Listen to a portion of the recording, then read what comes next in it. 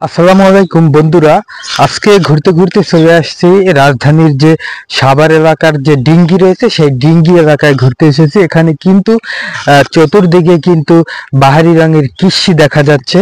বিশেষ করে এই যে আমার পিছনের সাইডটায় ওই যে দূরে দেখা যাচ্ছে সরিষা ক্ষেত এবং আরো অনেক ধরনের ভুট্টা গাছ এবং পাশে রয়েছে পেঁপে গাছ। এবং বিশেষ করে যেটা আমি আপনাদেরকে আরেকটু দেখাবো সেটা হলো এই যে গাছগুলো দেখতে পাচ্ছেন, এগুলো হলো ফুলকপি গাছ। কৃষকরা কিন্তু এই ফুলকপি গাছগুলো তারা রোপণ করেছে এবং তাদের একটা স্বপ্ন যে কি এখানে কিন্তু তারা স্বপ্ন বুনেছে যে তারা ফুলকপি হবে এবং সেই ফুলকপি বিক্রি করে তারা স্বাবলম্বী হবে। অনেক সুন্দর কিন্তু এই জায়গাটি আপনাদেরকে ঘুরতে ঘুরতে আজকে এখানে নিয়ে এসলাম আপনাদেরকে দেখানোর জন্য। তো আশা করি পাশে থাকবেন, পুরো ভিডিওটা দেখবেন, স্কিপ না করে পুরো ভিডিওটাই আপনারা দেখবেন। আপনাদেরকে দেখাবো যে কত সুন্দর এই জায়গাটা এবং কত সুন্দর করে তারা কৃষি করেছে। কত সুন্দর জায়গা, এটা আপনারা না দেখলে বুঝবেন না যে কত সুন্দর এই জায়গাটি। অনেক সুন্দর একটি জায়গা, পাশেই রয়েছে কলা গাছ এবং অনেক সুন্দর সুন্দর কিন্তু কলা হয়েছে। এবং আরেকটি বিষয় আপনারা হয়তো শুনতে পাচ্ছেন, পাখির ডাক, কিচিমিচি ডাক কিন্তু আমাদের মনে কিন্তু আনন্দ জাগাচ্ছে। খুবই সুন্দর একটি অমায়িক জায়গা এইটি। এই যে দেখতে পাচ্ছেন এইটি হলো কলা, অনেক সুন্দর সুন্দর কিন্তু কলা গাছে ধরেছে। আমি আপনাদেরকে ঘুরিয়ে ঘুরিয়ে দেখাবো এবং অনেক সুন্দর এই জায়গাটি। আপনারা যদি কেউ চান এই জায়গাটি ঘুরতে আসতে পারেন। এপাশে রয়েছে কলা।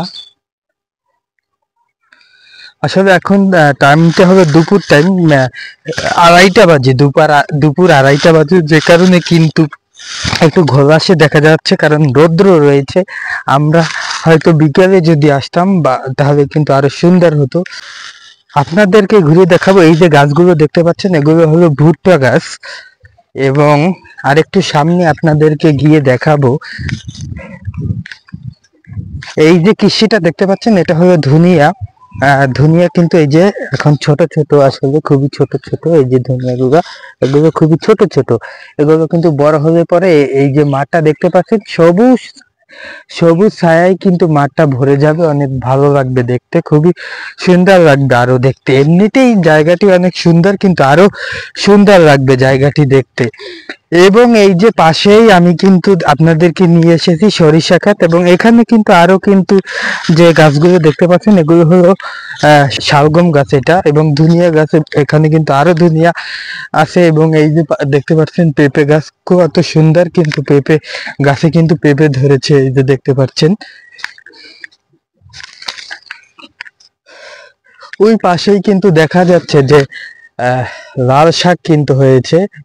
এই যে দেখতে পাচ্ছেন এগুলো হলো সরিষা ক্ষেত, অনেক সুন্দর এই জায়গাটি কিন্তু।